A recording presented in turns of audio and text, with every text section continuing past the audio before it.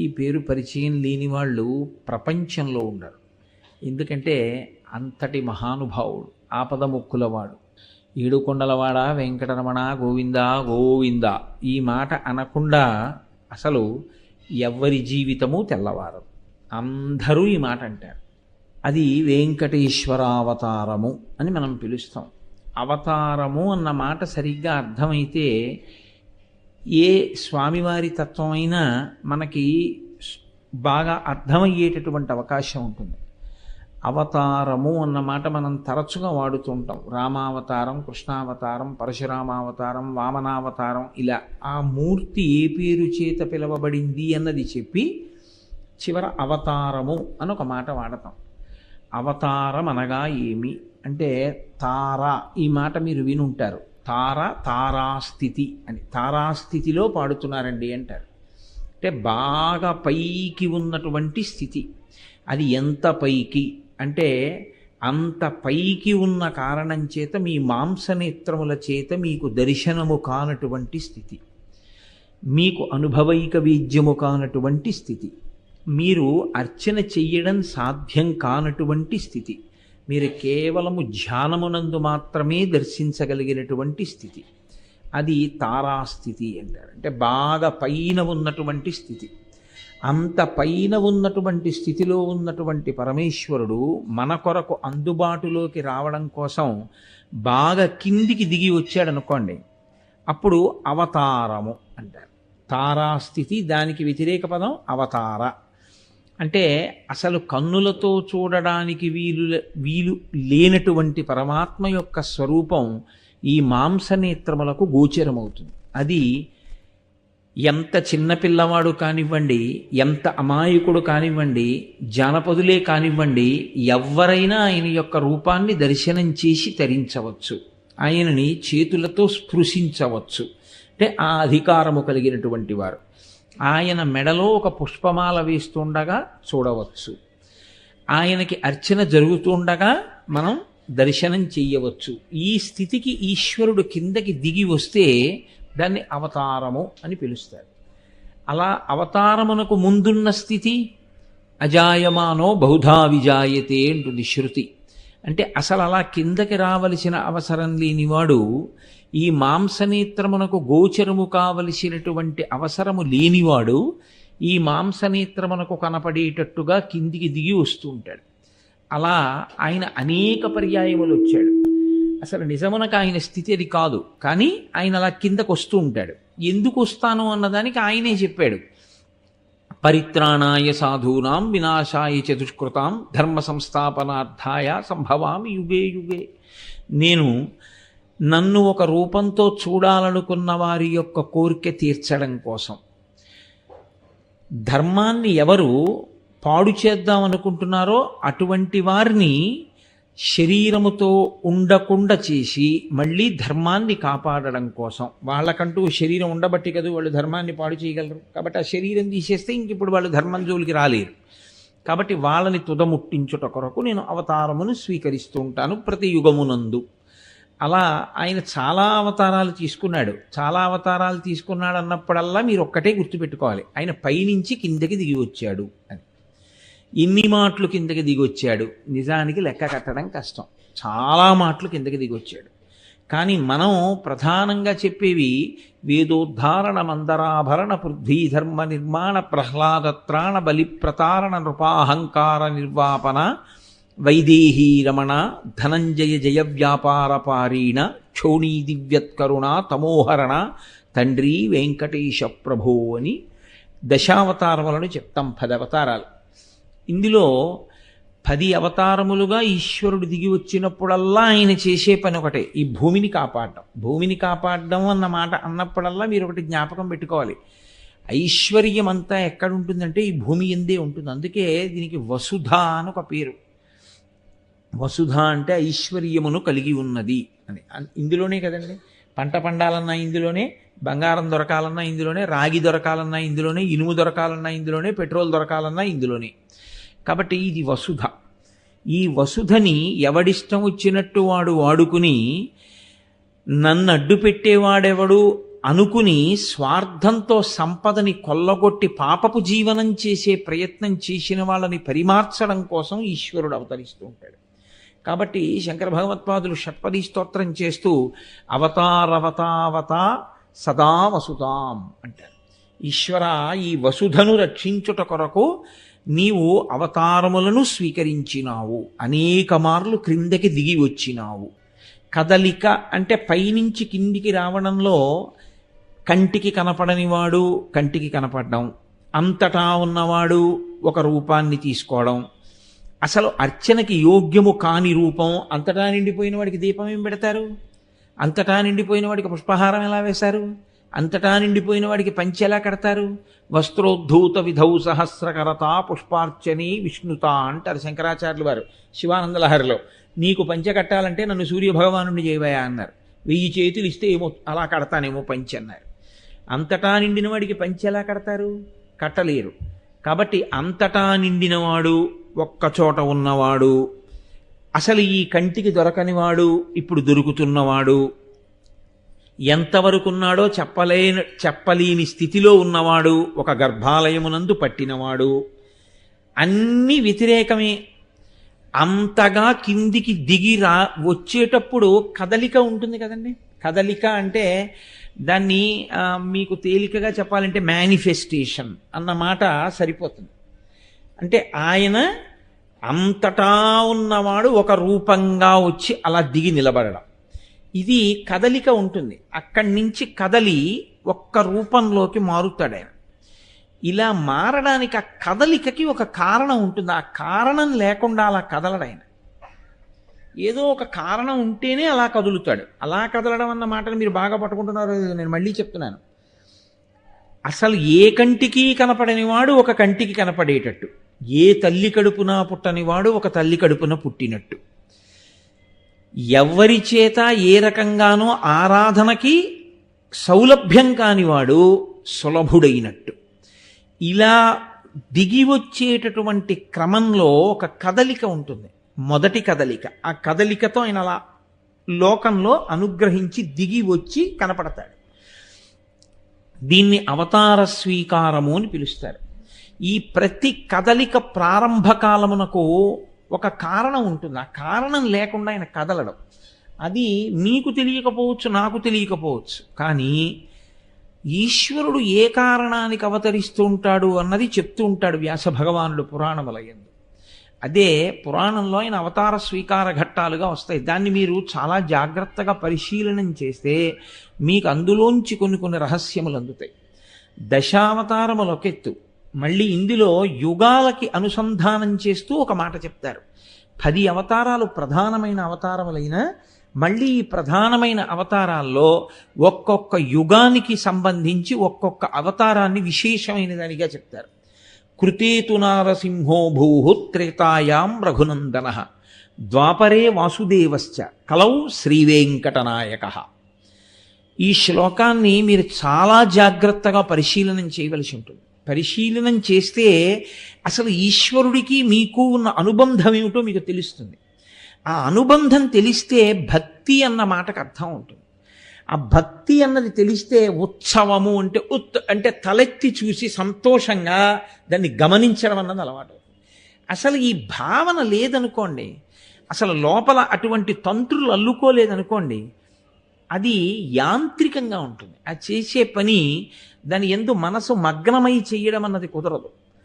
అందుకే కృతేతు నారసింహో భూః త్రేతాయాం రఘునందన, ఆయన కృతయుగంలో నరసింహస్వామిగా అవతరించారు.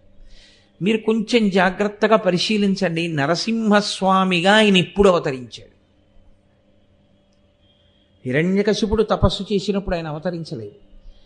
నేను చావు లేకుండా ఉండాలి అన్నప్పుడు ఆయన కనపడలేదు. నేను ఇలాగే చచ్చిపోతాను అని ఆయనే కోరుకున్నాడు హిరణ్యకశిపుడు.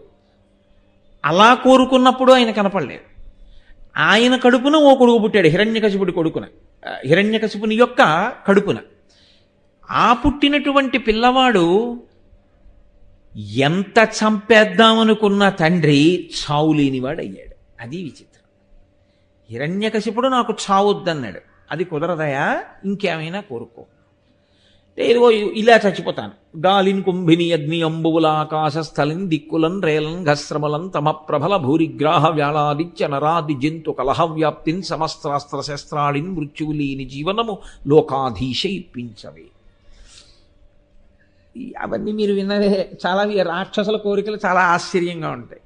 ఇంట్లో చచ్చిపోకూడదు, బయట చచ్చిపోకూడదు, పైన చచ్చిపోకూడదు, కింద చచ్చిపోకూడదు, రాత్రి చచ్చిపోకూడదు, పగల చచ్చిపోకూడదు, ప్రాణం ఉన్న దాంతో చచ్చిపోకూడదు, ప్రాణం లేని దాంతో చచ్చిపోకూడదు, ఇంట్లో చచ్చిపోకూడదు, బయట చచ్చిపోకూడదు, మనిషి చేతిలో చచ్చిపోకూడదు, మృగం చేతిలో చచ్చిపోకూడదు. ఆయన అన్నాడు బ్రహ్మగారు తథాస్తు. అంటే ఇప్పుడు ఈయన అనుకున్నాడు ఈయనను చంపేవాడు ఎవరనుకున్నాడు. నీకే ఇన్ని ఆలోచనలుంటే నిన్ను పుట్టించిన వాడికి ఎన్ని ఆలోచనలుంటాయి. ఆయన రాలేడిలా. కానీ మీరు ఒకటి గమనించండి, హిరణ్యకశిపుడు ఇలా వరం కోరుకోగానే అలా నరసింహస్వామిగా వచ్చి ఆయన చంపేయగలడు కదండి.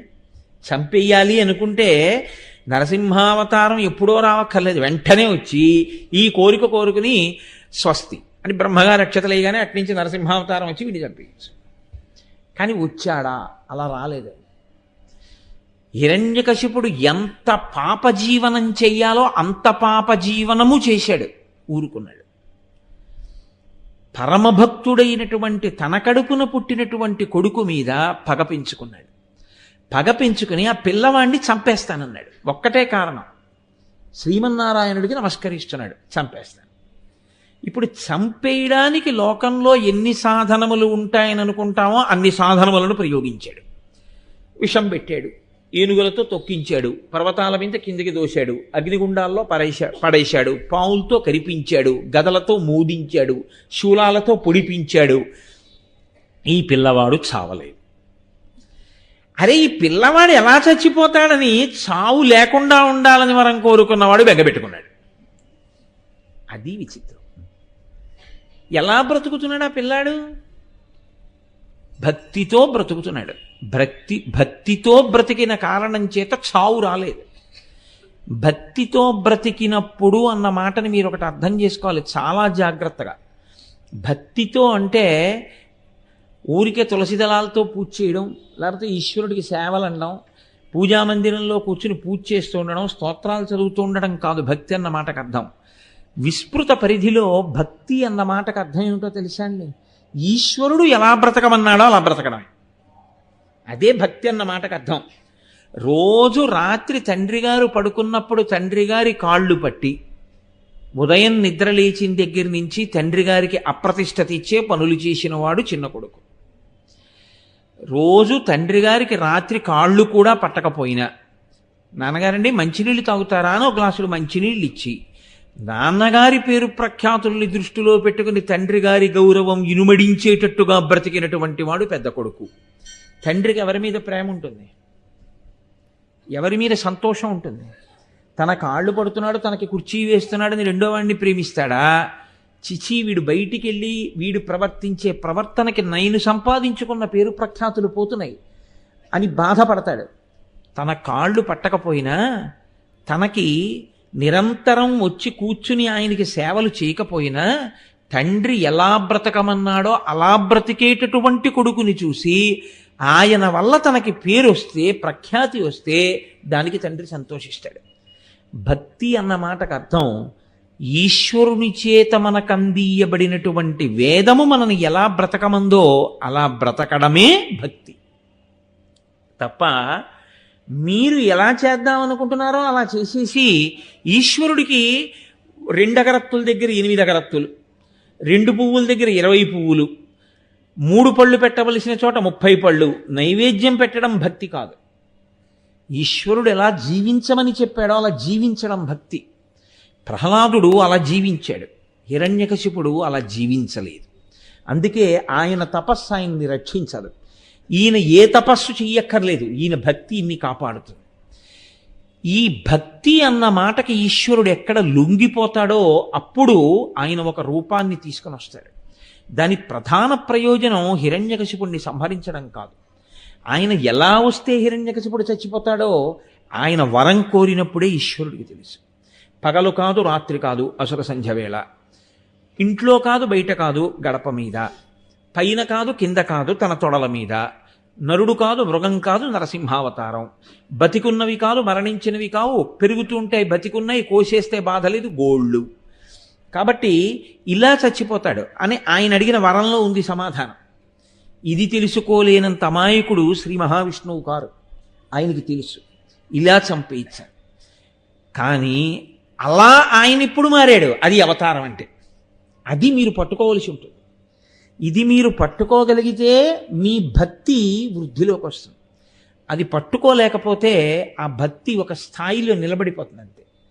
ఎప్పుడు కదిలాడు అసలు శ్రీ మహావిష్ణువు అంతటా వ్యాపించినవాడు ఎప్పుడు నరసింహుడిగా మారిపోయాడు? అలా మారి వచ్చింది ఎప్పుడు వచ్చాడు? ఎన్ని మాటలు ఆ పిల్లవాడి జోలికెళ్ళి ఎన్ని మాటలు భగవంతుని మీద భక్తి ప్రకటనాన్ని ప్రహ్లాదుడు చేసినప్పుడు కూడా రానటువంటి నరసింహావతారం ఒక్క పరీక్షాకాలమునందు వచ్చింది. హిరణ్యకశిపుడు ఒక ప్రశ్న వేశాడు ప్రహ్లాదుణ్ణి. వజ్జలు నేర్పని ఈమది మజ్జాతుడవైన నీకు మరి ఎవ్వరిచే నుజ్జానమయ్య బాలక తజ్జనులం పేరుకొనుము తగ నామ్రోలన్ అన్నాడు. నీకిది గురువులు చెప్పలేదు.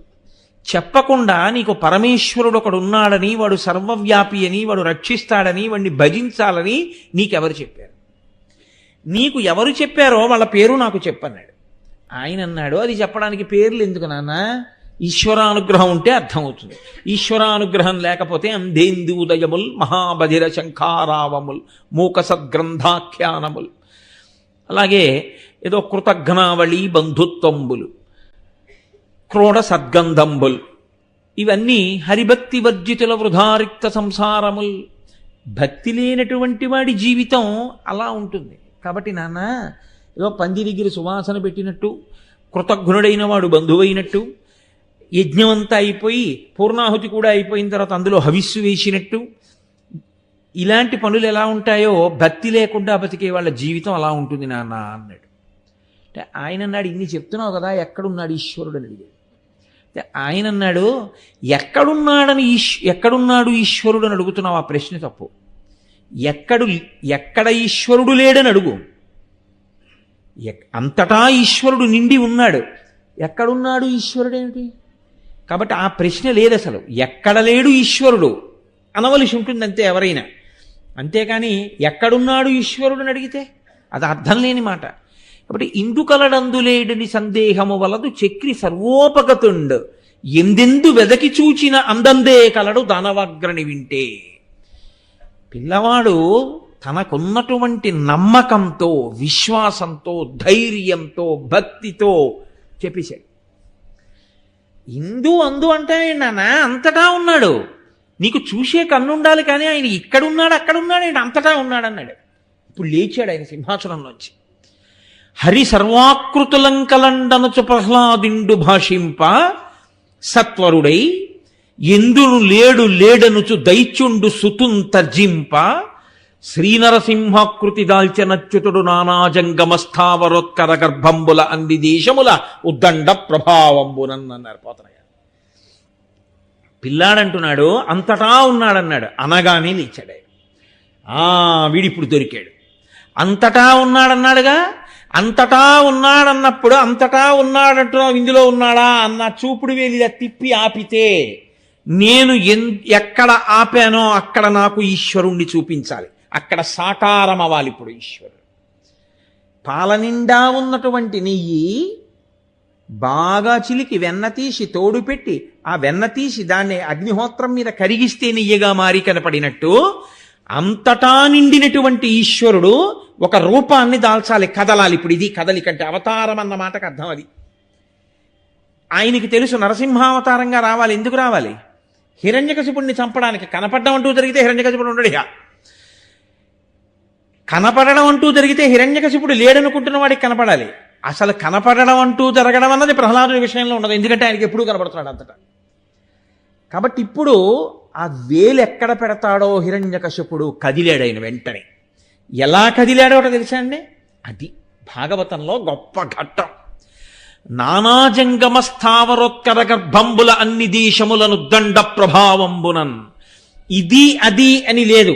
ఈ విశ్వమంతటా ఒక పెద్ద నారసింహము నిండిపోయింది. అంతటా స్తంభాలలో, నేలలో, గాలిలో, ధూళిలో, అన్ని చోట్ల ఈ బ్రహ్మాండమే ఒక పెద్ద నారసింహము. ఇప్పుడు హిరణ్యకశిపుడి వేలెక్కడ ఆగుతుందో అక్కడి నుంచి బయటికి వస్తాడు. కాబట్టి అంతటా నిండినవాడు నరసింహుడిగా మారిన క్షణం ఉందే, అది అవతారము. ఇది ప్రకటనం అంటారు. ఇప్పుడు కనబడతాడు మాంసనేత్రానికి. ఎప్పుడు కనబడ్డాడు? ఇందులో ఉన్నాడా అన్నాడు. అనుమానమా అన్నాడు ప్రహ్లాదుడు. అంతే. గద పెట్టి ఒక్క దెబ్బ కొట్టాడు. ఎందుకని? ప్రహ్లాదుడు అయితే నమస్కారం పెడతాడు, ఆయనైతే వైరభక్తి కదండి. ఇందులో ఉన్నాడంటే కొట్టాలి, యుద్ధం చేయాలి. కాబట్టి గద పెట్టి కొట్టాడు, వచ్చాడంతే బయటికి. ఇప్పుడు మీరు జాగ్రత్తగా పట్టుకోవాలి. ఎందుకు కదిలాడు ఈశ్వరుడు?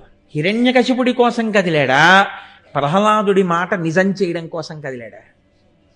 ప్రహ్లాదుడి మాట నిజం చేయడానికి కదిలాడు.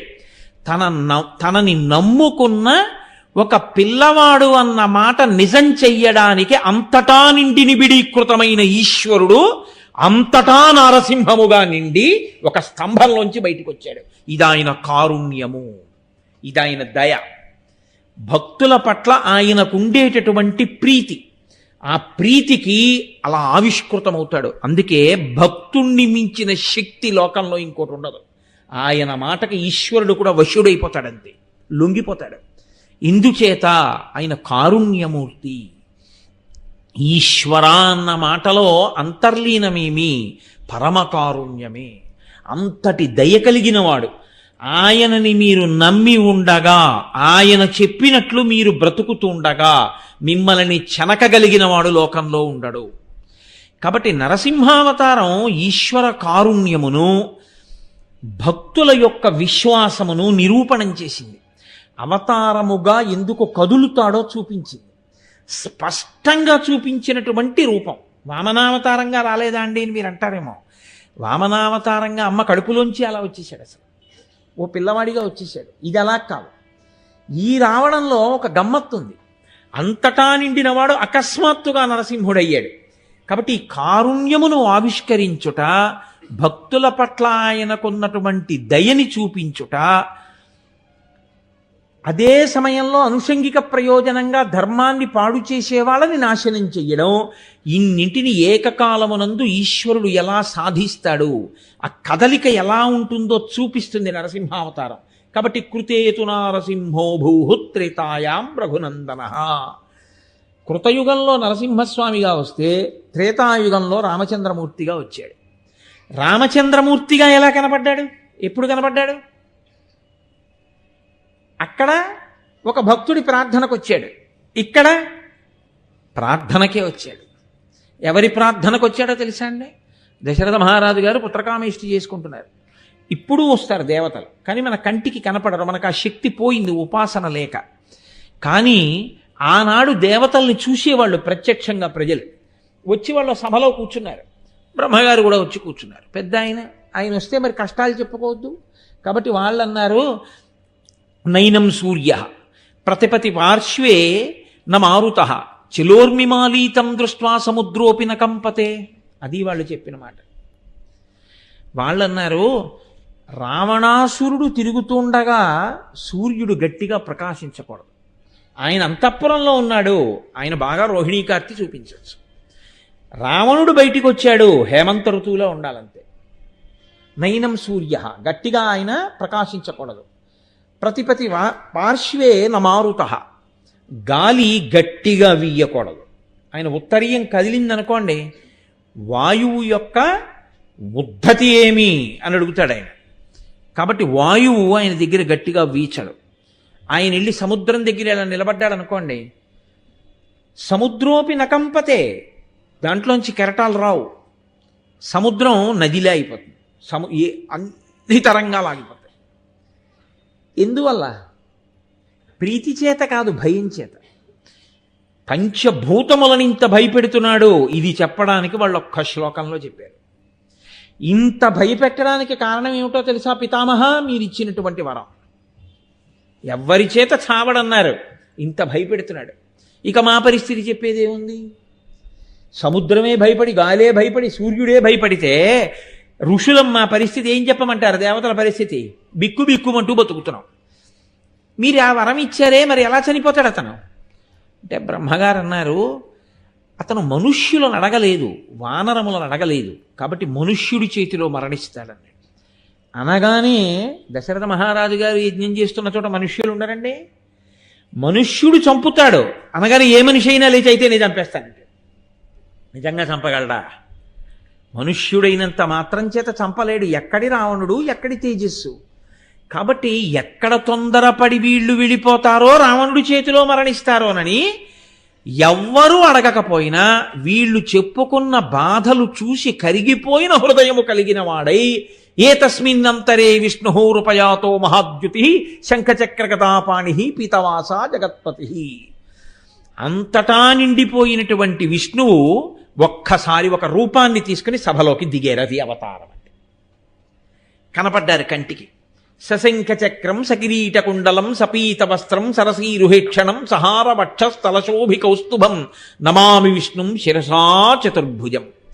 ఆయన శంఖచక్ర గదా పద్మములతో కూడిన 4 భుజములు కలిగిన వాడై వనమాల ఆ కౌస్తుభము మొదలైనటువంటి అలంకారములతో శ్రీవత్సం అనేటటువంటి పుట్టుమచ్చతో పచ్చటి పట్టుపంచ కట్టుకున్నవాడై కోటి సూర్యుల ప్రభాభాస పగిది ఆ సభామంటపంలోకి వచ్చి నిలబడ్డాడు. అంతటా నిండినవాడు రూపుగా వచ్చి అక్కడ నిలబడ్డాడు. నిలబడి వెంటనే ఆయన అన్నాడు, మీరు తొందరపడకండి, ఎవ్వరూ వెళ్ళక్కర్లేదు. హత్వాక్రూరం దురాత్మానం దేవర్షీణాం భయావహన్ దశవర్ష సహస్రాణి దశవర్ష శతాని చ. నేను రాజ్యాన్ని పాలిస్తాను, నేను రావణుణ్ణి చంపేస్తాను. ఎందుకు చంపేస్తానో తెలుసా? క్రూరం దురాత్మానం, కారణం లేకుండా చంపడాయన. క్రూరుడయ్యాడు, దురాత్ముడయ్యాడు. దేవర్షీణాం భయావహన్, ఆయన ఋషుల్ని భయపెడుతున్నాడు, దేవతల్ని భయపెడుతున్నాడు. వాళ్ళు నన్ను నమ్ముకుని బతుకుతున్న వాళ్ళు, వేదాన్ని నమ్ముకుని బతుకుతున్న వాళ్ళు. నన్ను నమ్మి వేదాన్ని నమ్మి బ్రతుకుతున్న వాడి జోలికి వెళ్ళినటువంటి వాడు నా చేతిలో మడిసిపోవలసిందే. నా భక్తుణ్ణి రక్షించడానికి నేను రావలసిందే. కాబట్టి వస్తాను, వచ్చి చంపి వెళ్ళిపోను. దశవర్ష సహస్రాణి దశవర్ష శతానిచ. మనుష్యుడంటే పనికి మాలిన వాడు అనుకుని కదా వరం అడగలేదు. అసలు మనుష్యుడి చేతిలో చావకుండా ఉంటానని వాడెంతటి వాడని కదా వదిలేశాడు. మనుష్యుని గొప్పతనం ఏమిటో నిరూపించడానికి ఈ భూమండలం మీదుండి 11,000 సంవత్సరములు నేను రాజ్యపాలన చేస్తాను. ఏమి ఎవరన్నా అడిగారు ఆయన్ని, అయ్యా మీరు భూమి మీద ఉండండి, రాజుగా ఉండండి, నరుడుగా ఉండండి, భార్యని స్వీకరించండి, బిడ్డల్ని కనండి, వాళ్ళకి పట్టాభిషేకం చేయించండి, 11,000 సంవత్సరాలు పరిపాలన చేయండి, మనుష్యుల యొక్క గౌరవం ఏమిటో లోకంలో ఆవిష్కరింపచేయండి అని ఎవరైనా అడిగారా? ఎవరు అడగలేదు.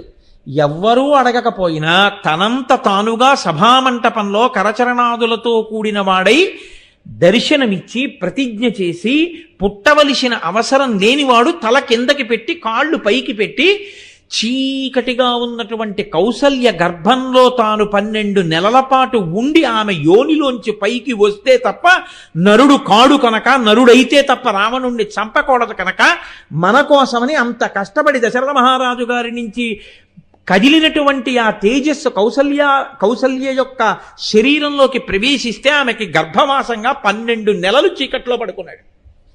కాబట్టి దాశరథి అంటే ఆయన పొంగిపోతాట, ఆయన కారుణ్యం.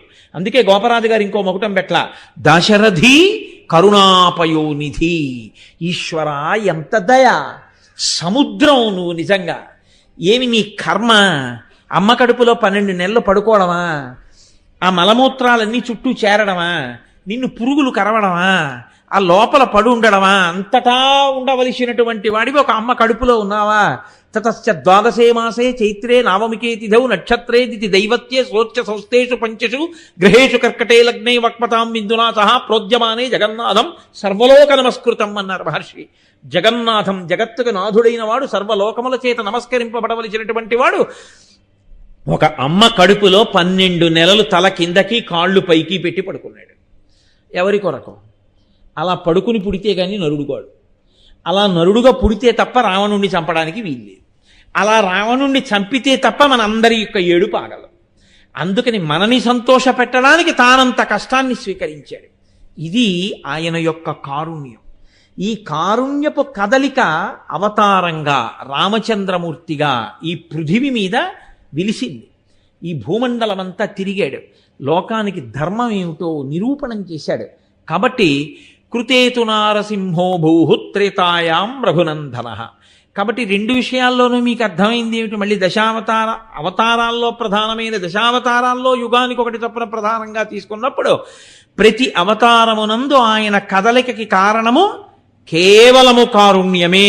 దయచేత కదులుతాడు తప్ప లేకపోతే ఆయన కదలవలసిన అవసరమే లేదు ఆయనకి. మూడవసారి ఇప్పుడు కదిలాడు ప్రధానంగా ఇంకో యుగంలో, ద్వాపరే వాసుదేవశ్చ. ద్వాపర యుగంలో వాసుదేవుడుగా శ్రీకృష్ణ భగవానుడిగా వచ్చాడు. శ్రీకృష్ణ భగవానుడిగా వచ్చినప్పుడు మరీ సౌలభ్యం, మరీ చమత్కారం. గోపాల బాలులతో కలిసి ఆడుకున్నాడు, ఆవు దూడల వెనకాతల పరిగెత్తాడు, ఆవులకి ఎద్దులకి తోకలు పట్టుకున్నాడు, మట్టి తిన్నాడు, అమ్మ చేత కట్టపడ్డాడు. ఏమి భాగవతం నిజంగా! అంత సౌలభ్యంతో కూడిన అవతారం. అలా వచ్చినవాడు లోకమంతా తరించడానికి కావలసినటువంటి ప్రస్థానత్రయంలో ఒకటైన భగవద్గీతని ఉపదేశం చేశాడు. మహానుభావుడై కృష్ణం వందే జగద్గురుం, లోకంలో జగద్గురువై మనకి భగవద్గీతను అందించాడు. కృష్ణుడిగా ఆయన ఎందుకు కదిలేడు? ఆయనకి ఏ అవసరానికి కదలవలసి వచ్చింది? ఎవరైనా ప్రార్థన చేశారా? కంసుడి ఉద్ధటి తట్టుకోలేకపోతున్నాం, ఈశ్వరా మీరు రండి వచ్చి ఆ కంసుడిని చంపండి అని అడిగిన వాళ్ళు ఎవరైనా ఉన్నారా? మరి దేని కొరకు వచ్చాడు ఆయన? కేవలము దయ. ఈ దయ ఎప్పటిదో తెలుసా అండి? ఏ తల్లిదండ్రులకు పుట్టారో ఆ తల్లిదండ్రులు మరిచిపోయారు ఎందుకు పుట్టాడు. వాళ్ళకి తాను గుర్తు చేసి ఇందుకు వచ్చానని తానే చెప్పుకున్నాడు. అంత దయ, అంత కృతజ్ఞత అయింది. ఆ చీకట్లోకి తీసుకెళ్లి కారాగారంలో దేవకీ వసుదేవుల్ని బంధించాడు ఆ కంసుడు. లోకంలో దారుణాతి దారుణమైన విషయం ఏమిటంటే, భార్య ప్రసవ వేదన పడుతుంటే భర్త లేచి ఉపకారమూ చెయ్యలేక, ఎవ్వరినీ పిలవలేక, పిలిస్తే పుట్టిన పిల్లాన్ని చంపేస్తాడేమోనని భార్య ప్రసవిస్తుంటే కళ్ళప్పగించి చూస్తూ ఉండడం తప్ప లేచి గుక్కెడు నీళ్ళివ్వలేక, అంత ప్రసవ వేదనలోనూ ఆవిడ గట్టిగా నోరు కూడా ఎత్తి అరవకుండా నిప్పి భరించి ఆవిడ పిల్లాన్ని కనవలసినంత దయనీయమైన స్థితిలో ఆయన పుట్టాడు. ఆయన కర్మ అలా పుట్టవలసిన అవసరం. కటిక చీకటి, శ్రావణమాసం, అష్టమి తిథి, అర్ధరాత్రి, బయట వాన, ఆయన యొక్క మాయ, అందరూ కంసుడితో సహా నిద్రపోతున్నారు, చేతులకి సంకెళ్ళు, చూస్తున్నాడు తప్ప వసుదేవుడు ఏవీ చెయ్యలేడు. పుత్రప్రేమ, ఇంత నొప్పులు పడుతున్న దేవకీదేవి అంత నిప్పిని అంత కష్టాన్ని ఓర్చుకుంటోంది. పైకి ఏమైనా కొంచెం మూలిగితే ఎక్కడొచ్చేస్తాడో కంసుడు. అప్పుడు పుట్టాడు. ఏ సామాన్యుడిగా పుట్టాడేంటి? ప్రాకృత బాలుడిగా పుట్టలేదు అప్పుడు. అది కృష్ణావతారంలో ఉన్న గొప్పతనం. జలధరదేహు నాజాను చతుర్బాహు సరసీరుహక్షు విశాలవక్షు జారు గదా శంఖచక్ర పద్మ విలాసు కంఠ కౌస్తుభమణి కాంతిభాను కమనీయ కటిసూత్ర కంకణ కేయూర శ్రీవత్సలంచనంచిత విహారు మరుకుండల ప్రభాయుత కుంతలలలాటు వైఢూర్య మణిగణ వరకిరీటు బాలు పూర్ణేందు రుచిజాలు భక్త లోకపాలు సుగుణాలవాలు కృపావిశాలు చూచి తిలకించి పులకించి చోద్యమంది ఉబ్బి చెలరేగి వసుదేవుడు ఉత్సహించే అన్నారు పోతన గారు. ఆ పిల్లవాడు ప్రాకృత శిశువుగా పుట్టినవాడు ఒక్కసారి మహానుభావుడు సాక్షాత్ శ్రీ మహావిష్ణువై ఆ కారాగారంలో ప్రకాశించి తానే దేవకీ వసుదేవులకి చెప్పారు. లోకంలో ఏ పిల్లవాడు పుట్టినప్పుడు తల్లిదండ్రులు, పిల్లవాడు ఏడుస్తాడు, తల్లిదండ్రులు ముద్దెట్టుకుంటారు. ఒక్క కృష్ణావతారంలో గమ్మత్తు ఏమిటో తెలుసా అండి? ఆయనకి వీళ్ళు నమస్కారం చేశారు ఇద్దరు. సర్వము నీలోనిదిగా సర్వాత్మయు ఆత్మవస్తు సంపన్నుడవై సర్వమయుడవ నీకును సర్వేశ్వర లేవులోను సంధులు వెలయన్నది దేవకీదేవి. ఈశ్వర, అంతటా నిండిపోయినటువంటి స్వరూపానివి, ఆత్మస్వరూపివి, అటువంటి వాడివి ఇవాళ మాంసనేత్రానికి కనపడేలా నా కడుపును పుట్టావా తండ్రి ఏంది. వసుదేవుడు ప్రార్థన చేశాడు. అప్పుడు ఆయన అన్నాడు, ఒకానొకప్పుడు ఇప్పటికి 3 జన్మల క్రితం మీ ఇద్దరు పృష్ణి సుతపుడు అనబడే పేర్లతో జన్మించారు. మీ ఇద్దరు 12,000 దివ్య సంవత్సరములు తపస్సు చేశారు నా కొరకు. నేను మీకు దర్శనమిచ్చాను. అతి దుర్లభమైనటువంటి మోక్షాన్ని మీరు అడగలేదు. నా వంక చూసి నాలాంటి కొడుకు కావాలని అడిగారు. నాలాంటి కొడుకునివ్వాలంటే నేనే తప్ప ఇంకొకడు లేడు. మీరు నన్ను అడిగిన కారణానికి, అంత కష్టపడి తపస్సు చేసినందుకు నాలాంటి కొడుకు కావాలని మీరొక్కసారి అడిగితే 3 మార్లు అన్నది సత్యం గనక 3 మాటలు మీ కడుపున పుట్టాను పిల్లవాడిగా. ఒకసారి మీరు పృశ్ని సుతపుడు అన్న పేరుతో ఉంటే నేను పృశ్ని గర్భుడు అన్న పేరుతో పుట్టాను. వేరొక పర్యాయం మీరు అదితి కశ్యపులుగా ఉంటే నేను వామనమూర్తిగా జన్మించాను. ఇప్పుడు మీరు దేవకీ వసుదేవులుగా ఉంటే కృష్ణ పరమాత్మగా ఆవిర్భవించాను. ఇది 3వసారి నేనిచ్చిన వరం సత్యం. ఈసారి మీరు ప్రేమ చేతనో కొడుకనో మీ మనసుని నా దగ్గర పెట్టి నన్నే స్మరణ చేసిన కారణం చేత ఇక మీకు కూడా ఇదే చిట్ట చివరి జన్మ, మీరు నాలో కలిసిపోతారు అని ప్రకృత శిశువు అయిపోయి వసుదేవుడితో చెప్పాడు, నన్ను ఇలా తీసుకెళ్ళు అన్నాడు. యమున దాటించాడు. ఆ శౌరికి తెరవసగను ప్రకాశోద్దత తుంగ భంగ కలిత ధరా సాకాశయకు యమున పూర్వము సీతేశునకు పయోధి త్రోవ ఇచ్చిన భంగిన్. ఒకనాడు రామచంద్రమూర్తికి సముద్రం దారిచ్చినట్టుగా యమున కృష్ణ పరమాత్మని తీసుకుని వసుదేవుడు ఎడుతుంటే దారిచ్చేసింది. ఏమి వాళ్ళకి జ్ఞాపకం ఉందా? దేవకీ వసుదేవులకి ఈ పుట్టిన పిల్లాడు శ్రీ మహావిష్ణువు అని వాళ్ళకి జ్ఞాపకం లేదు. వాళ్ళకి జ్ఞాపకం లేకపోయినా తను జ్ఞాపకం చేశాడు.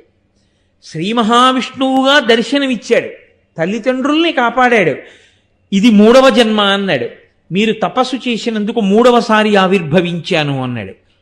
ఇప్పుడు మీరు గమనించండి, 3 సార్లు ఆయన కదలడానికి కారణం వాళ్ళు చేసిన ఒక్క తపస్సుకి, ఒక్క వరానికి 3 మాటలు ఆయన అలా పుట్టవలసిన అవసరం ఆయనకు ఉందా? కానీ కారుణ్యం. కాబట్టి ఈశ్వరుని కదలికలో అవతారము అంటే క్రిందికి దిగి వచ్చుట. ఎప్పుడెప్పుడు అలా దిగొచ్చినా అందులో ఉండేది దయ మాత్రమే.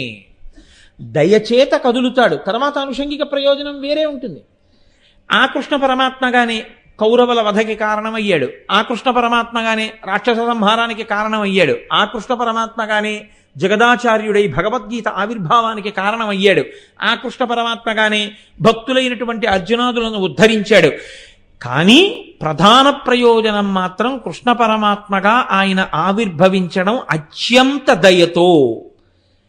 తన గురించి తపస్సు చేసినటువంటి ఆ పృశ్ని సుతపుడు వీళ్ళిద్దరి కోరిక తీర్చడానికి వాళ్ళకి జన్మల తర్వాత విస్మృతి కలిగిన జ్ఞాపకం చేసి మరీ వచ్చాడు. కాబట్టి ఆయన కృతయుగంలో నరసింహుడిగా వచ్చినా, త్రేతాయుగంలో రామచంద్రమూర్తిగా వచ్చినా, ద్వాపర యుగంలో కృష్ణ భగవానుడిగా వచ్చినా ఆయన కదలికకి కారణం మాత్రం దయా. తర్వాత కదలికలు ఉంటాయి, ఇంకా అనేక కదలికలు ఉంటాయి అవతారంలో. నరసింహుడిగా చాలా కదలిక ఉంది, రాముడిగా అబ్బో ఎంత కదలికుందో మీ అందరికీ రామాయణంలో విన్నదే. కృష్ణుడిగా ఎంత కదలికుందో. ఆ కదలికలన్నిటిలోనూ ఆయన నోటితో కూడా మాట్లాడుతూ ఉంటాడు, చెప్తూ ఉంటాడు. రాముడిగా ఎంతో ప్రబోధం ఉంది, ఆయన మాట్లాడినటువంటి విషయాలు అనేక ఉన్నాయి. రామో దీర్ణాభిభాషతే, ఆ మాట ఒక్కటి చాలు. నాకు 2 మాటలు తెలియవమ్మా అన్నాడు. నేను ఏకపత్ని వ్రతుణ్ణి అన్నాడు. మనుష్యులు ఎలా బ్రతకాలో ఆయన నేర్పి చూపించాడు, అలా మాట్లాడి చూపించాడు. కృష్ణుడు సరే భగవద్గీతనే ఉపదేశం చేశాడు. ఇలా కృతయుగంలో నరసింహుడిగా, త్రేతాయుగంలో రాముడిగా, ద్వాపర యుగంలో కృష్ణుడిగా ఎవరు కదిలి అవతార స్వీకారం చేశారో వాడే కలియుగంలో కూడా కదిలి వెంకటేశ్వరుడిగా వచ్చాడు. కలౌ వెంకటనాయక, కలియుగంలో ఆయనే వెంకటనాయకుడిగా వచ్చాడు. అయితే ఇక్కడ ఒక గమ్మత్తుంది. అక్కడ పుట్టినప్పుడు ప్రార్థనలు జరిగాయి, అక్కడ పుట్టినప్పుడు తపస్సు ఉంది, అక్కడ పుట్టినప్పుడు ఎవరికో కష్టం ఉంది, అక్కడ పుట్టినప్పుడు ఎవరో కనీసం ఈశ్వరుడు వస్తే బాగుండన్న స్పృహ ఉన్న వాళ్ళు ఉన్నారు. ఇక్కడ అలా ఏమైనా ఉందా ఆయన రావడానికి? అసలు అది పరిశీలనం చేస్తే వెంకటరమణుడి పట్ల భక్తితో ఎందుకు ఉండాలో అర్థం అవుతుంది. లేకపోతే వెంకటరమణుడు ఎంతసేపు ఎందుకు గుర్తొస్తాడంటే ఎప్పుడూ కోరికలకి గుర్తొస్తాడంతే. ఏ కోరిక లేకుండా ఆయన్ని చూడడానికి వెళ్ళడం అనేటటువంటిది జీవితంలో ఎప్పుడూ ఉండదు. ఎందుకంటే ఏదో కోరిక, ఏదో ఆపద, ఓసారి ఏడుకొండల వాడి దగ్గరికి వెళ్ళి వస్తుండడు, అందుకే పనికొస్తూ ఉంటాడు ఆయన. కాదు, ఆయన ఏ కారణం చేత అసలు కదిలాడో మీరు గమనించవలసి ఉంటుంది. ఈ కదలికని మీరు కానీ చూస్తే వెంకటరమణుని యొక్క అవతారంలో కొన్ని ఆశ్చర్యకరమైన విషయములు ఉంటాయి. వెంకటేశ్వరుడిగా ఆయన మాట్లాడినది చాలా తక్కువ, అసలు మాట్లాడలేదని నేను అన్నాను. ఆయన మాట్లాడారు, చాలా కాలం మాట్లాడారు. కానీ ఆయన లోకానికి మాటలతో చెప్పిన దానికన్నా ఆయన సంకేతంతో చెప్పింది, ఆయన యొక్క కథలో, ఆయన యొక్క కదలికలో, ఆ అవతార వైశిష్ట్యంలో ఆయన మనకి ఎన్నో నేర్పేశాడు. అసలు అది గమ్మత్తు. ఆయన్ని రమ్మని అడిగిన వాళ్ళు ఎవరూ లేరు. ఈశ్వరా నువ్వు రా అని ఎవరు అడగలేదు. ఎందుకు అడగలేదో తెలుసా అండి? కలవు వెంకటనాయక కలియుగంలో వచ్చాడు. కలియుగంలో ఆయన ఒక తల్లి కడుపున పుడితే కృష్ణుడనో రాముడనో ఎవరో ఒకళ్ళు పేరు పెట్టడం ఉంటుంది. ఏదో విశ్వామిత్రుడు వశిష్ఠ మహర్షి పెట్టారు రామ అని పేరు, ఏదో కృష్ణ గర్గుడు పెట్టాడు, వామన తల్లిదండ్రులే పొట్టిగా ఉన్నారని అలా పిలిచారు. కానీ అసలు వెంకటేశ్వర ఈ పేరు ఎవరు పెట్టారు? ఏ ఋషి అన్నా పెట్టాడు ఆయనకి ఆ పేరు? లేకపోతే ఆయన ఏదో తల్లిదండ్రులకి ఒక అవతారంలా దిగి వచ్చినప్పుడు ఆయన ప్రకటనమై ఒకరికి కనపడితే మొదట ఎవరైనా ఆయనకి ఇలా నామకరణం చేశారా? ఆయనకి బాల్యము అన్న అవస్థ ఏమైనా ఉందా? రాముడికి ఉన్నట్టే, కృష్ణుడికి ఉన్నట్టే, వామనమూర్తికి ఉన్నట్టే వెంకటరమణుడికి బాల్యం ఏమైనా ఉందా? అసలు ఆయన ఎందుకు ప్రకటనమైనట్టు, ఎక్కడ ప్రకటనమైనట్టు, దానికి కారణం ఏమిటి, ఎందుకు కదిలినట్టు మరి ఆయన? ఇది మీరు పరిశీలనం చేస్తే అప్పుడు మీరు వెంకటేశ్వరావతారమును గూర్చి పరిశీలనం చేసినట్టు. ఆ పరిశీలనం చెయ్యడమే, దాని గురించి వినడమే, నన్ను నమ్మండి, పరిపూర్ణమైన వెంకటేశ్వరానుగ్రహమునకు కారణమవుతుంది. ఎందుకు కదలవలసి వచ్చింది ఆయన అంటే, ఎవ్వరూ ఆయన్ని కదలమని అడిగేవాళ్ళు లేకపోవడం వల్ల.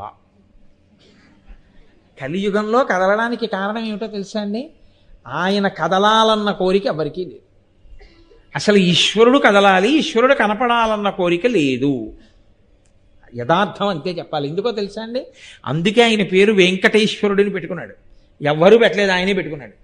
వేం పాపం కటతే అస్మాత్ పాపదహన శక్తిత వెంకటాచలమిత్యేవా నామదేవస్తథాజుగు అంటుంది భవిష్యోత్తర పురాణం. వేం అంటే పాపం, పెట్టుకోవడం వెంకటేశ్వరుడు, వెంకటేశ్వరరావు అని పేరెట్టుకుంటారు. పెళ్లి కార్డులో రాసేటప్పుడు వెంకటేశ్వరరావు అని రాస్తారు. వెం అన్న మాటకు అర్థం లేదు. వేం దీర్ఘం ఉంటే పాపం. వేం పాపం. కటేశ్వరుడు అంటే కట అంటే తొలగించుట. పాపమును తొలగించగలిగినటువంటి తిరుగులేని అధికారం ఉన్నవాడెవరో వాడు ఈశ్వరుడు. పాపములను తొలగించగలడు. పాపం అనగా ఏమి? ధన్యుని చెనకలేనిది, ధన్యుని కానివానిని నరకమునకు తోయగలిగినది, దానికి పాపమని పేరు. అసలు పాపం అంటే ఏమిటో తెలిస్తే కదండి వెంకటేశ్వరుడు అంటే ఏమిటో తెలియడానికి. పాపము అన్న మాటని మీరు చాలా జాగ్రత్తగా పరిశీలనం చేస్తే మీరు అసలు మీకు వెంకటేశ్వరుడికి ఉన్న అనుబంధం ఏమిటో మీకు అర్థమవుతుంది. పాపము అన్న మాటకు అర్థం ఏమిటో తెలుసా అండి? శాస్త్రము చేత చెప్పబడినా చెప్పబడకపోయినా మీ కామము కొరకు, మీ ద్వేషము కొరకు మీరు చేయు కర్మకు పాపమని పేరు. అంటే కొంచెం అయోమయంగా ఉంది నువ్వు అన్నమాట అంటారేమో. కామము చేత కానీ ద్వేషము చేత కానీ మీరు ఏ కర్మైనా చేస్తే దాన్ని పాపం కింద చిత్రగుప్తుడు రాసుకుంటాడు. అందుకే చిత్రగుప్తుని చేత వ్రాయబడినదేదో దానికి పాపం అని పేరు. నాకు కోరిక ఉంది, ఈ పని చేస్తే ఇది వస్తుంది అని నేను చేశాను, దానికి పాపం అని పేరు. నేను ద్వేషంతో ఓ పని చేశాను, ఈ పని చేస్తే వాడు ఏడుస్తాడు, ఓ పని చేశాను, పాపం అని పేరు. పుణ్యం ఎక్కడుంది? పుణ్యమే పాపము, పాపమే పుణ్యం. సుఖంగా ఉండడం సుఖం అనుకుంటున్నారేమో, దుఃఖము యొక్క క్రీనీడ అది. అది ఆగగానే ఏడుపు వస్తుంది. అది ఆగిపోనివ్వండి, సుఖం దుఃఖం అయిపోయింది అంతే. ఇది ఆగిపోతే సుఖం దుఃఖం అయిపోతుంది అంతే. ఇంతమందికి నేను ఎలా గట్టిగా చెప్పను.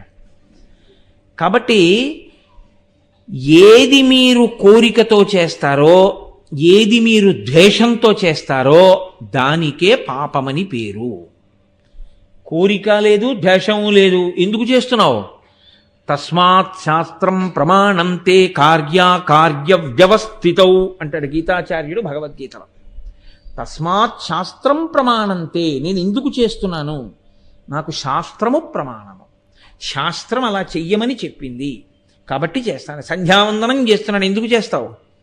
తస్మాత్ శాస్త్రం ప్రమాణంతే, శాస్త్రం ప్రమాణం, అందుకు చేస్తాను. పూజ ఎందుకు చేస్తావు? శాస్త్రం చెప్పింది. నీ భార్యను ఎందుకు ప్రేమిస్తావు? శాస్త్రం చెప్పింది. నీ కొడుకు ఉన్నతి గురించి ఎందుకు పాటుపడుతున్నావు? శాస్త్రం చెప్పింది. పురాణం ఎందుకు చెప్తావు? శాస్త్రం చెప్పింది చెప్పమని. రామాయణం ఎందుకు చదివావు? శాస్త్రం చెప్పింది చదువుకోమని. రాత్రి పడుకోబోయే ముందు శివనామం ఎందుకు చెప్తావు? శాస్త్రం చెప్పింది అలా చెప్పి పడుకోమని. లేవగానే విష్ణునామ సంకీర్తనం ఎందుకు చేశావు? శాస్త్రం చెప్పింది అలా చేయమని. నేను చేసే దాంట్లో నా ప్రీతి కొరకు చేస్తున్నది లేదు, నేను ఒకరి పట్ల ద్వేషంతో చేస్తున్నది లేదు. అప్పుడు ధర్మమును చేస్తున్నవాడు అవుతాడు. ఇది లేకపోతే పాపమే. ఇక్కడే కదండి భగవద్గీత వచ్చింది. వీళ్ళని చంపేస్తే అయ్యి బాబోయ్ అన్నాడు. వీళ్ళని చంపేస్తే అయ్యి బాబోయ్ ఏమిటి?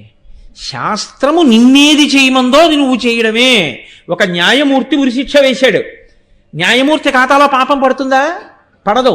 ఆయన ఉరిశిక్ష వేయకుండా వదిలేస్తే లోకం పాడైపోతుంది.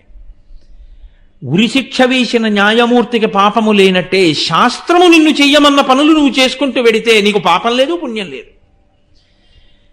నీవు కోరికలతో చేస్తూ ద్వేషంతో చేస్తుంటే అదే పాపము. కానీ పాపమన్న మాటకు అర్థం ఏమిటో తెలుసా అండి? కర్తయందు ప్రవేశించున్నది అని దానికి ఒక అర్థం. అది ఏం చేస్తుందంటే ఇది చాలా బాగుందనిపిస్తుంది.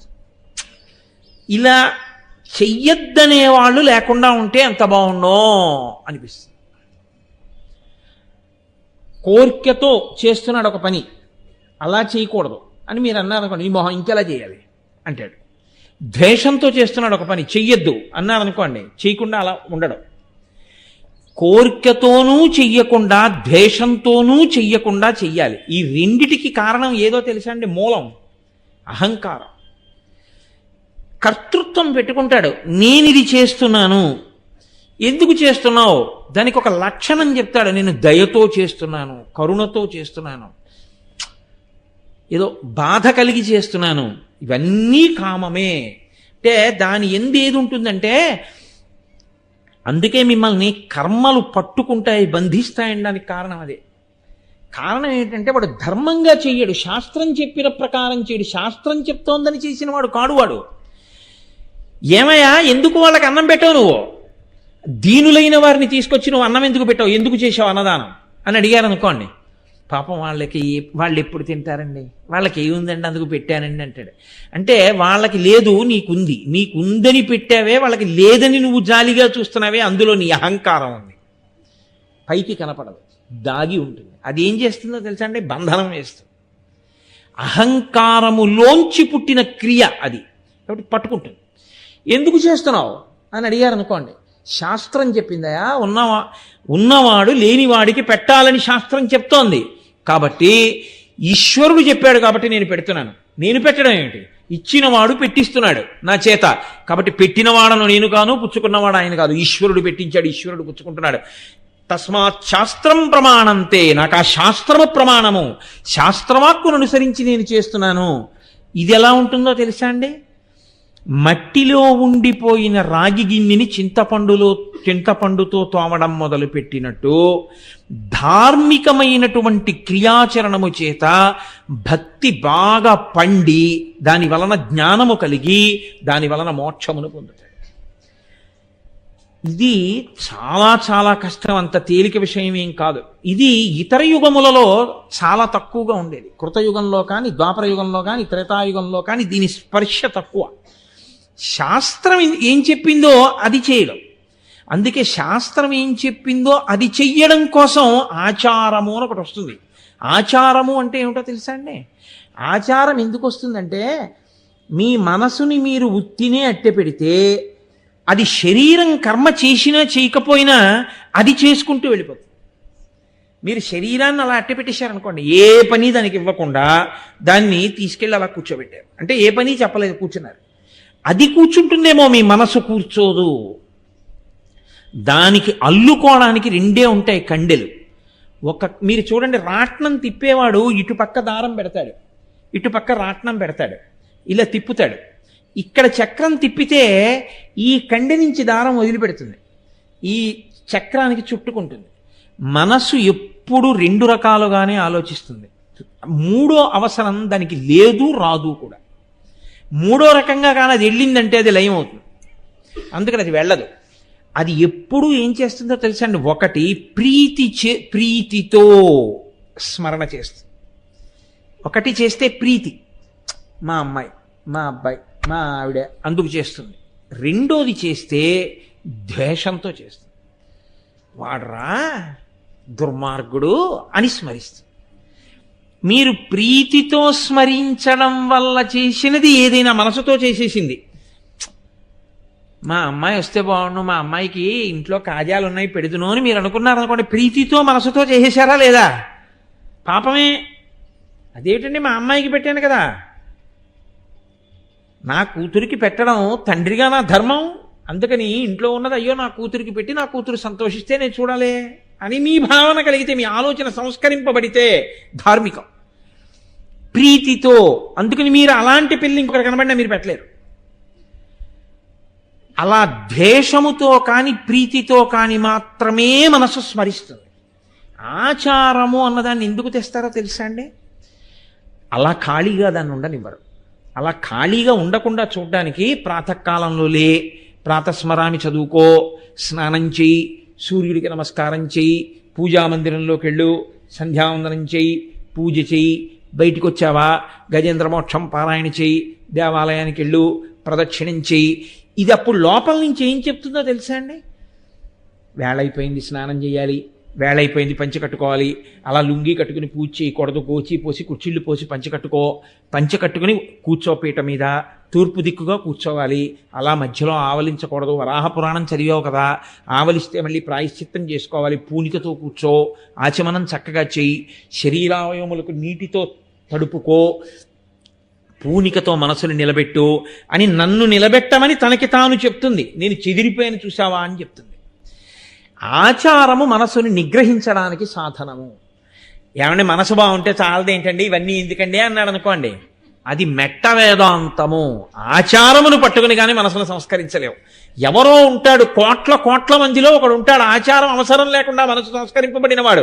నువ్వు ఆయనతో పోల్చుకుని నీ మనసు అలా సంస్కరింపబడిందని చెప్పడానికి నీకు నువ్వు సాక్షి. ప్రీతితో ద్వేషంతో రెండూ లేకుండా నీ మనసు ఎక్కడ నిలబడిందో నాకు చెప్పు, నువ్వేమీ చేయకుండా కూర్చుంటే.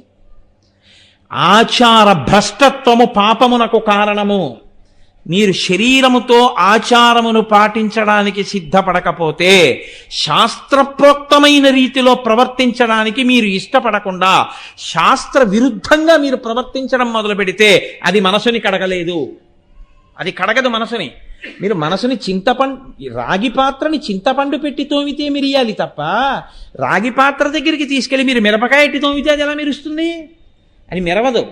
దేనికి ఏది వాడాలో అదే వాడాలి. మనసుని సంస్కరించడంలో ఆచారమునకు ప్రాముఖ్యత. అందుకే సనాతన ధర్మంలో ఆచారానికి అంత పెద్దపీట. కాబట్టి ఆ స్థితికి చేరిపోయావు, అప్పుడు నువ్వు ఆచారం పాటించావా పాటించలేదా వేరు విషయం. కాబట్టి అలా నిలబడగలగడం ఆ పుణ్య పాప అన్న రెండు మాటలకి కట్టుబడిపోకుండా, దొరికిపోకుండా, రాగద్వేషములకు అతీతంగా నిలబడి శాస్త్రమును ప్రమాణముగా పెట్టుకుని నువ్వు క్రియాచరణము చెయ్యగలగాలి. కలియుగంలో అలా చెయ్యడం సాధ్యమవుతోందా? మీరు ఆలోచించండి. ఏది చేసినా రాగద్వేషములతోటే చేస్తాడు. చేస్తే ప్రీతి, లేకపోతే అప్రీతి, ఈ రెండిటితోనే చేస్తాడు. అందుకే పాపము. కానీ దీనికి ఉన్న లక్షణం ఏమిటో తెలుసా అండి? ఇది కర్తయందు ప్రవేశించగలదు, అది విస్తరింపబడుతుంది. పాపమునకు ఆ లక్షణం ఉంటుంది, అది విస్తారమవుతుంది. దావాగ్ని అని ఉంటుంది. రెండు చెట్లు ఒరుసుకుంటే పుడుతుంది ముందది, చిన్న నిప్పురవ్వ కింద పుడుతుంది. పుట్టి ఆ ఎండిపోయినటువంటి బెరడిలో రాజుకుంటుంది. రాజుకున్నప్పుడు అది ఇంతే మంట, చిన్న పొగతో మొదలవుతుంది. అది తర్వాత ఏమవుతుందో తెలుసా అండి? మొత్తం అరణ్యాన్ని కాల్చేస్తుంది. అలాగే పాపము కర్తయందు ప్రవేశించి విస్మృతిని పొందుతుంది. మొదట ఒక్కసారి, తర్వాత పర్వాలేదు, ఇంకా దానికి అనుషంగికంగా కూడా అల్లుకుంటుంది. అల్లుకుని పాపాచరణమునందు స్థిరపడతాడు. స్థిరపడి బాగా వ్యాప్తి చెంది దాని ఫలితంగా కర్తని ఆశ్రయించి ఉన్న వాళ్ళని కూడా నశింపచేసేస్తాడు. ఆయన నరకానికి వెళ్ళిపోతాడు. ఆయనతో పాటు ఆయనని ఆశ్రయించి ఉన్న వాళ్ళు కూడా పాడైపోతారు. రావణుడు చేసిన పాతకానికి రావణుడితో ఉన్న వాళ్ళందరూ వెళ్ళిపోలేదు, అంతే మహాపాపం కూడా అలాగే తీసుకెళ్ళిపోతుంది. ఇది ఇతర యుగముల యందు విచక్షణతో ఆలోచించి శాస్త్రాన్ని పట్టుకోవడానికి అవకాశం ఇచ్చేది కాలం.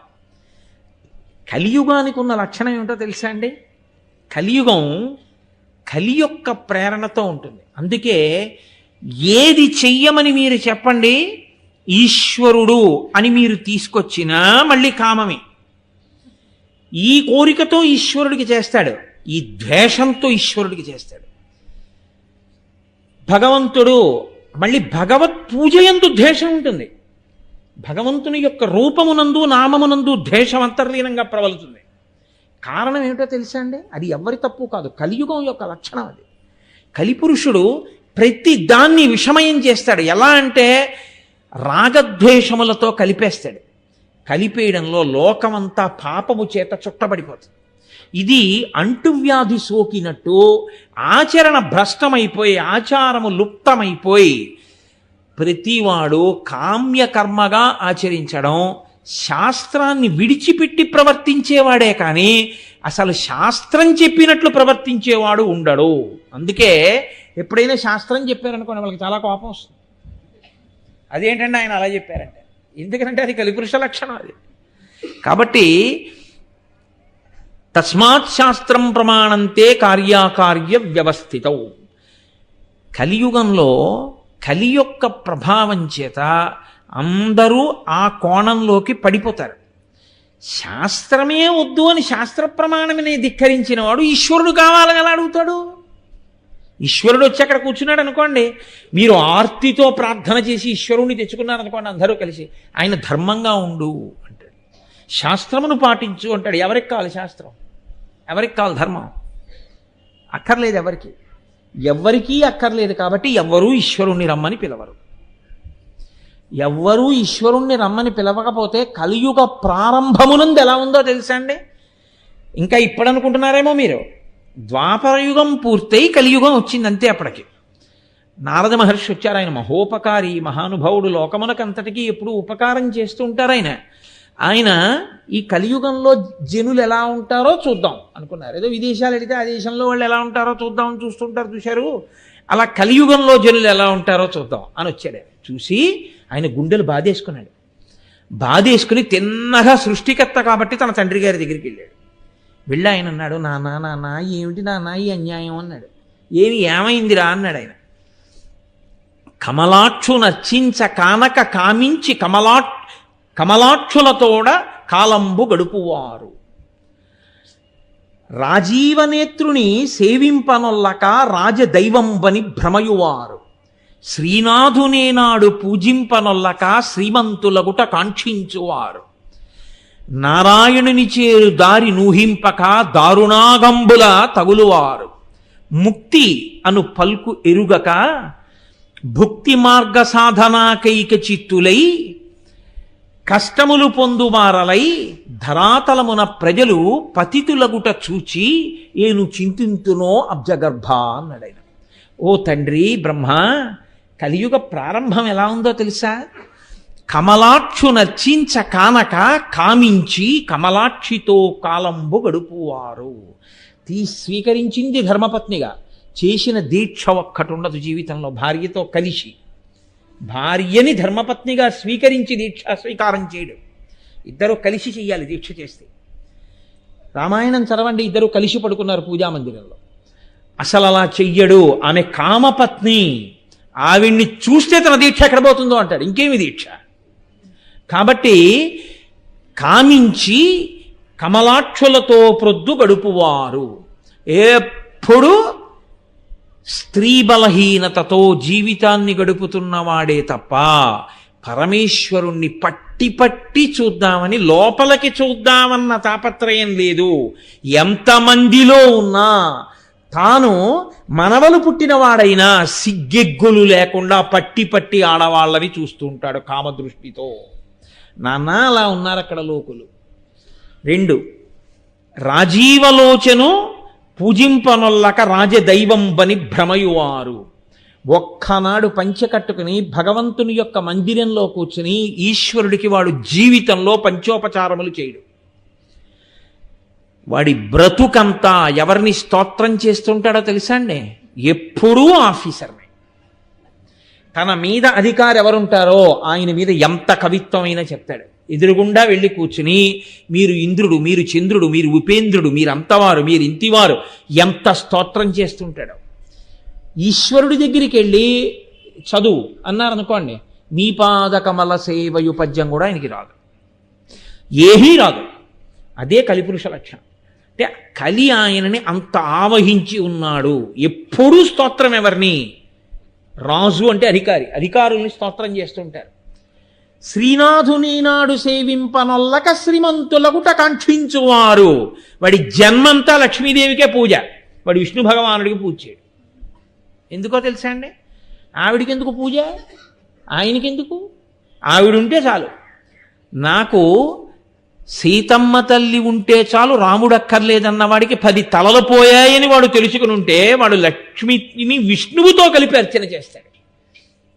వాడికి విష్ణువు అక్కర్లేదు. విష్ణువు ఎందుకు? ఆయన ఏం చేస్తాడు నాకంటే?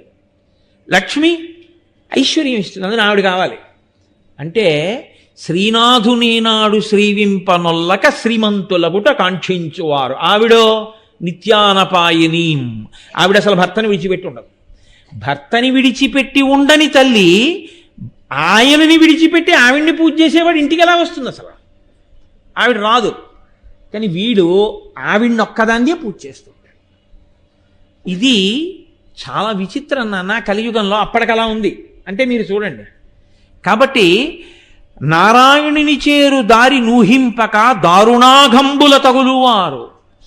అసలు నారాయణుణ్ణి చేరుకోవడానికి మనుష్య జన్మ వచ్చిందరా?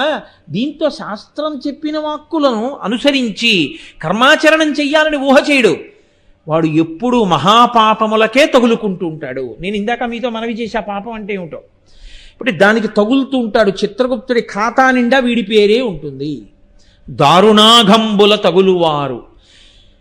ముక్తి అను పల్కు ఎరుగక అసలు మోక్షం అంటే ఏమిటి అన్నది కూడా వాడికి తెలియదు జీవితంలో. అసలు ఆ మాట వాడికి అక్కర్లేదు.